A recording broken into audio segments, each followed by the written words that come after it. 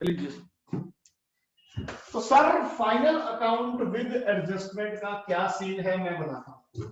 आपको थोड़ा सा पहले पता होना चाहिए ट्रेडिंग अकाउंट का फॉर्मेट। क्या फॉर्मेट है ट्रेडिंग अकाउंट का? Opening stock, closing stock, purchase, sale, purchase return, sale return, direct expenses.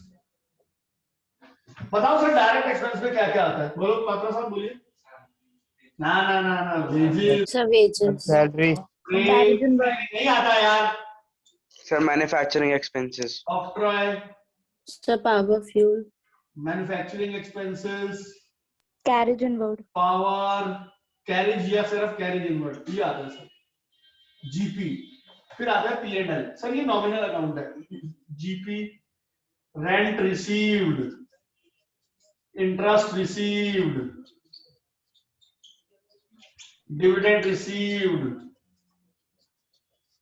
profit on fixed assets, interest paid, rent paid, salaries carried outward, advertisement, repair, depreciation, loss, bad debt, net profit। establishment expense का मतलब होता है office expense, यानी salary वैलरी सब।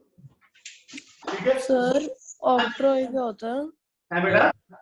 Octroi क्या होता है? Octroi होता है चुंगी। एक स्टेट से दूसरी स्टेट में अगर सामान आएगा तो उसे बेटा ऑक्ट्रॉय कहते हैं।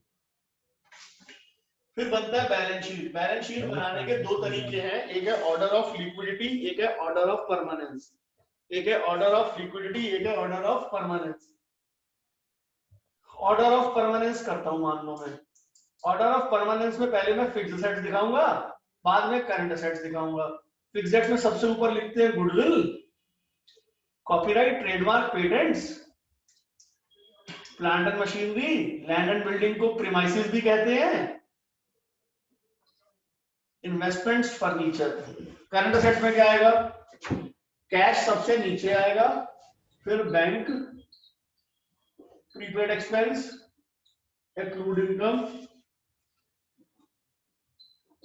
Closing stock, BR, debtors. इधर आ जाएगा ओनर्स फंड। सबसे फिक्स तो वही होता है बेटा,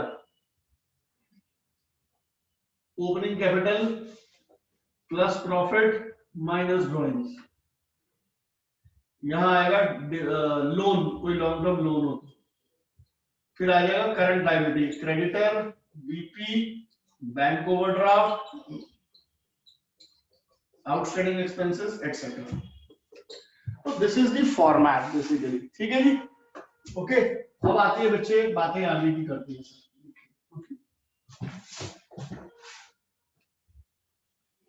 बहुत सारी बातें सही में करना होता है बेटा। अगर स्कूल वाले बोलते हैं तो, वरना नहीं। आप पे आते हैं एस्टैब्लिशमेंट वाला। Okay sir. एस्टैब्लिशमेंट बताया तो है बेटा, ऑफिस एक्सपेंस ट्रेड पीएनएल में आता है। ठीक है सर।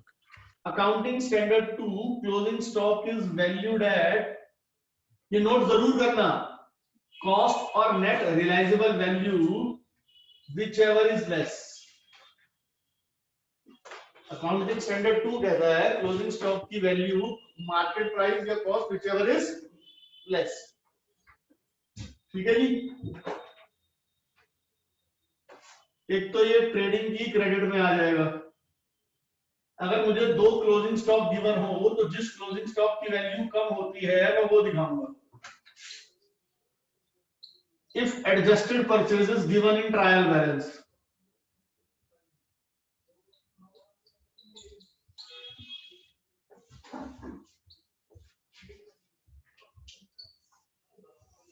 ठीक है जी। अगर एडजस्टेड परचेजेस गिवन हो ट्रायल बैलेंस, ठीक है जी। एडजस्टेड परचेजेस का फॉर्मूला होता है opening stock plus purchases minus closing. ठीक है। तो ट्रेडिंग अकाउंट में ना तो ओपनिंग स्टॉक आएगा ना तो क्लोजिंग स्टॉक आएगा, सिर्फ एडजस्टेड परचेजेस आएगा। अगर एडजस्टेड परचेजेस ट्रायल बैलेंस में गिवन हो तो सिर्फ और सिर्फ क्या आएगा बच्चों? एडजस्टेड परचेजेस, ना तो ओपनिंग स्टॉक आएगा ना क्लोजिंग स्टॉक है। बात समझ आई नहीं आई? क्योंकि ओपनिंग स्टॉक जुड़ा हुआ है, क्लोजिंग स्टॉक घटा हुआ है। अब ट्रायल बैलेंस में जो क्लोजिंग स्टॉक होगा वो सिर्फ बैलेंस शीट में आएगा। बात करते हैं आउटस्टैंडिंग एक्सपेंसेस की। देखो हमारा एक रूल है, ट्रायल बैलेंस में वो अमाउंट गिवन होगा जितना मैंने पे किया। मैं जब ट्रेडिंग अकाउंट या P&L अकाउंट बनाऊंगा तो उतना अमाउंट दिखाऊंगा जितना मेरा पूरे साल का खर्चा है, जितना मेरा पूरे साल का खर्चा है। गौर से सुनना यार मेरी बात, इसमें एक दो एग्जांपल दे रहा हूँ ट्रायल बैलेंस, जरा गौर से सुनना। रेंट गिवन है 50,000, रेंट आउटस्टैंडिंग है 10,000। इसका क्या मतलब हुआ?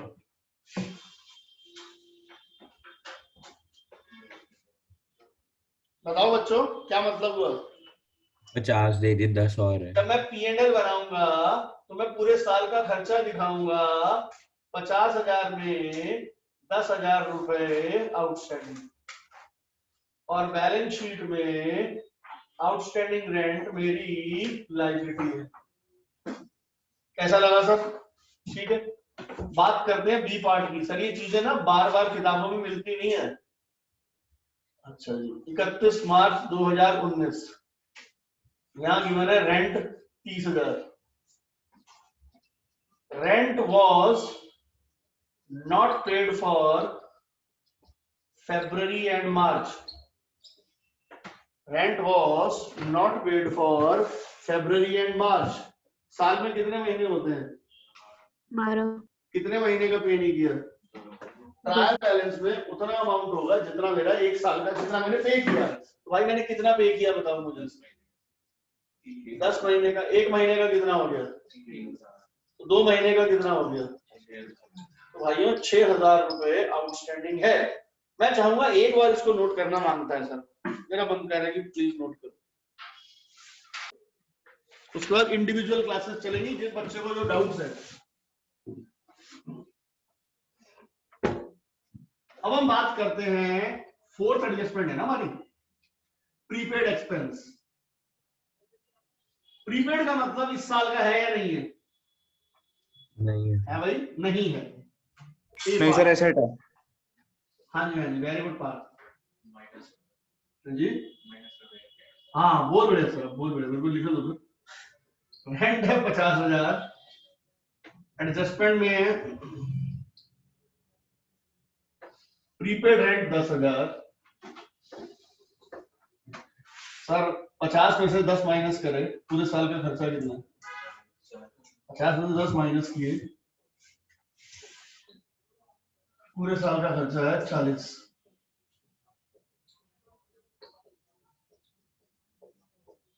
और हमें जो प्रीपेड करा वो हमारी लायबिलिटी है, असेट्स है। बोलो, asset. Trial balance as at 31 मार्च।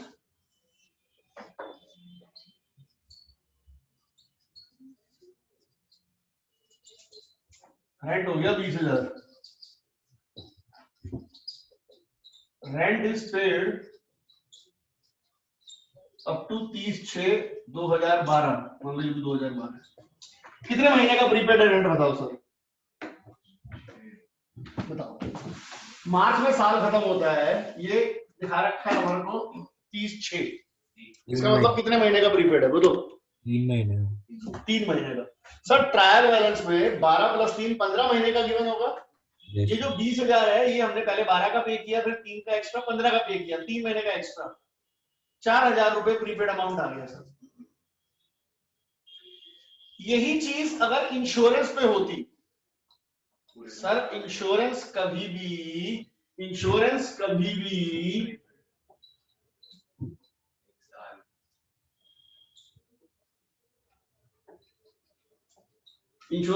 भी 12 महीने 13 महीने मतलब ऐसा थोड़ी होता, 14.5 महीने ईयरली होता है ऑलवेज। अगर यही चीज इंश्योरेंस के साथ दिखी हो, insurance is paid up to 30/6/2012, तो मैं इंश्योरेंस को 12 से डिवाइड करूंगा, 5,000 प्रीपेड है। Because insurance is on yearly basis. ये सब्जेक्ट ऐसा है, मैटर ध्यान रखना। हाँ जी बच्चों, कर लिया नोट?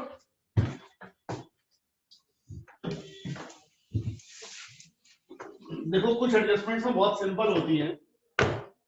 अब जैसे फिफ्थ एडजस्टमेंट है एक्रूड इनकम।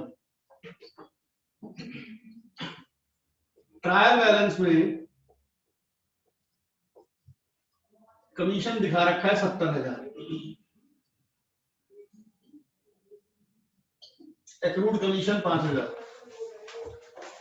70 मिल गई, 5 रहती है, पूरे साल की इनकम कितनी होगी बता दो? 70 मिल गई नजर आ रहा है, 5 रहती नजर आ रहा है, पूरे साल की इनकम कितनी होगी? 75।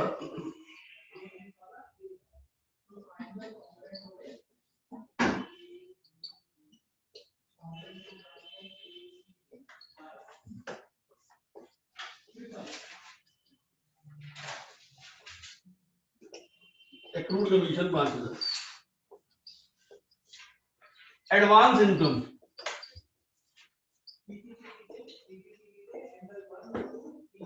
ये है ट्रायल बैलेंस, कमीशन 40,000,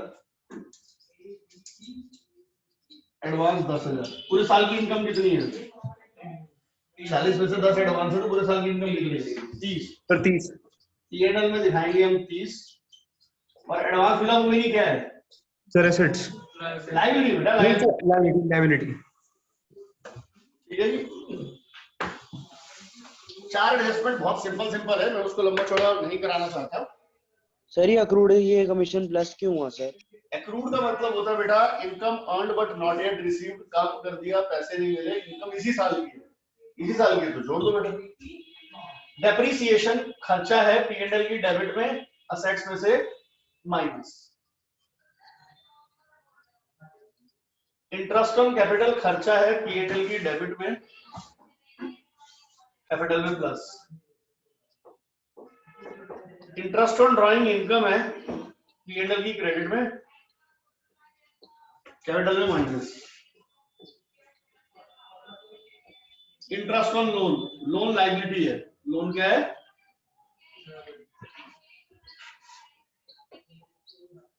P&L की डेबिट में, लाइन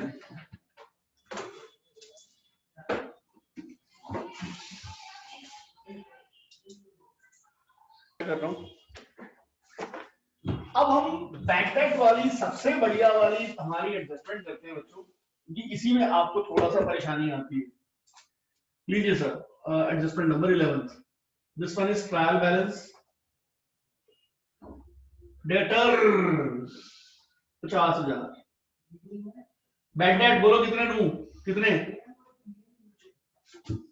बैड डेट कितने? 10,000। इतने ज्यादा 20% डुबवा रहे हो। 5,000। 3,000 डेबिट में आएगा क्योंकि घाटा है। प्रोविजन फॉर बैड डेट पैसा बचाया कितना? 2,000। ठीक है भाई, इसे कहते हैं ओल्ड, क्या कहते हैं? Old bad debt, old provision. ये इसमें से ऑलरेडी माइनस है। अभी प्राप्त सूचनाओं के अनुसार ट्रायल बैलेंस की आइटम का एक इफेक्ट रिकॉर्ड हो चुका होता है, एडजस्टमेंट के दोनों इफेक्ट अभी रिकॉर्ड होने होते हैं। कह रहा फर्दर बैड डेट, ओहो और डूब गया। कितना न्यू फर्दर बैड डेट बोलो? 5,000। इसे कहेंगे new bad debt. Provision for bad debt इसे कहेंगे न्यू प्रोविजन। एक होता है प्रोविजन फॉर डिस्काउंट,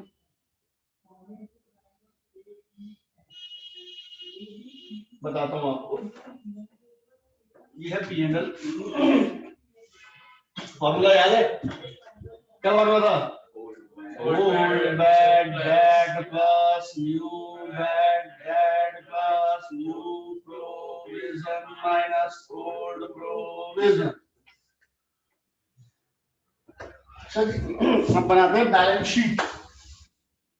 सबसे बढ़िया एडजस्टमेंट यही मानी जाती है बच्चों।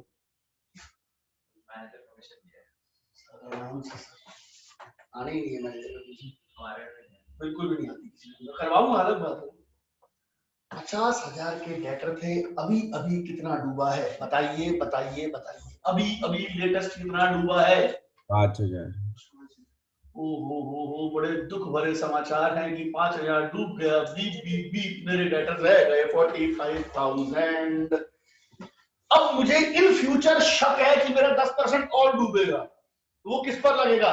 इस पर, डाउटफुल डेटर्स पर। Provision for bad debt 40। बोलो, बैलेंस शीट में कोई पुरानी चीज नहीं आती, नई नई चीजें आती हैं सिर्फ। पहले न्यू बैड डेट, फिर न्यू प्रोविजन, फिर प्रोविजन फॉर डिस्काउंट। 40,500 का 2% कितना होता है? I think 810। ठीक है भाई। P&L का फॉर्मूला क्या है? Old bad debt 3,000, new bad debt 5,000, new provision 4,500, old provision 2,000।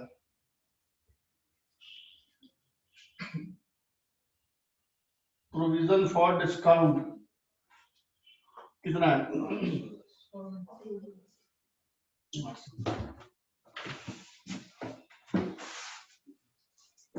अब मैं इसका एक बढ़िया सा कॉन्सेप्ट बताऊंगा, आप पहले ये नोट कर लो। एक बहुत बढ़िया पॉइंट पूछता हूं मैं आपसे, ये पहले हमने डिस्कस ही नहीं कर पाए थे। अब देखते हैं आप कितने पानी में, पानी के यहाँ देखो। ट्रायल बैलेंस, ये बेस्ट क्वेश्चन है sir provision for bad debt. Debtor including Shyam dishonoured bill. Shyam पर कोई बिल लिखा था, वो डिसऑनर्ड हो गया था।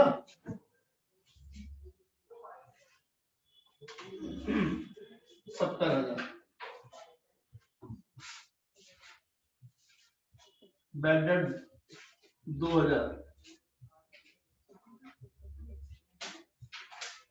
Provision for bad debt 5,000। Adjustment, half of Shyam bill is irrecoverable। मतलब ये जो श्याम है ये बैड डेट हो गया। ओए इधर, ये जो श्याम है क्या हो गया? Bad debt. बैड डेट होने का मतलब डूब गया। कितना डूबा? लेकिन आधा, यानी न्यू बैड डेट कितने हैं? 3,000। एक बात हमेशा ध्यान रखना, प्रोविजन फॉर बैड डेट हमेशा डाउटफुल डेटर्स पर लगता है। किस पर लगता है? जो शायद देगा, जो शायद, जो पक्का नहीं देगा उस पर पूरा बचाना है। 10% क्यों बचाऊंगा? जो पक्का दे देगा उस पर बचाने की जरूरत नहीं है। 500 रुपए पॉइंट जो बैलेंस शीट का पोर्शन ठीक करके बता देगा। कितना पॉइंट बोला मैंने? औकात बढ़ाई। कैश दूंगा 1,000 रुपए। चलो जाओ, 1,000 कैश प्राइस। पेटीएम नहीं करूंगा, कैश दूंगा भाई, आगे ले जाना जब मर्जी। टेंशन मत लो, मैं आंसर बता रहा हूँ। रिकॉर्डिंग नहीं करी मैंने इस चीज। ये है P&L। पहले करवाया हुआ है सर मैंने, ये आज बारी करवाया था, तभी तो याद है तुम्हें। गुड है। डेटर्स है 70,000। न्यू बैड डेट कितने हैं?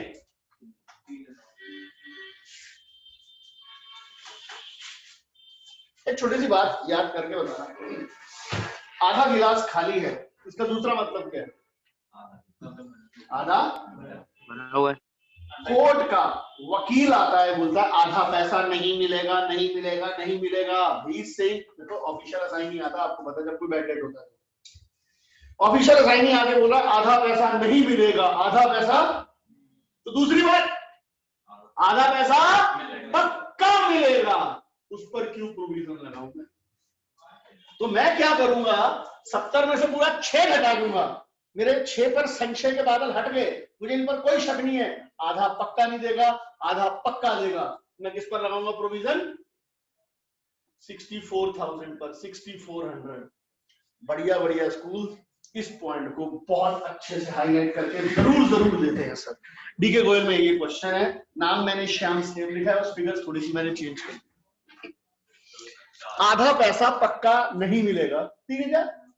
आधा पैसा पक्का मिलेगा, उसको माइनस मैं करूंगा नहीं, लेकिन मैं calculation for provision for bad debt में शक किससे कर रहा हूं। मेरे लिए डाउटफुल डेटर 64,000, मेरे लिए डाउटफुल डेटर्स कितने हैं? 64,000। बाकी तो P&L मैं कर ही दूंगा, मैं old bad debt plus new bad debt plus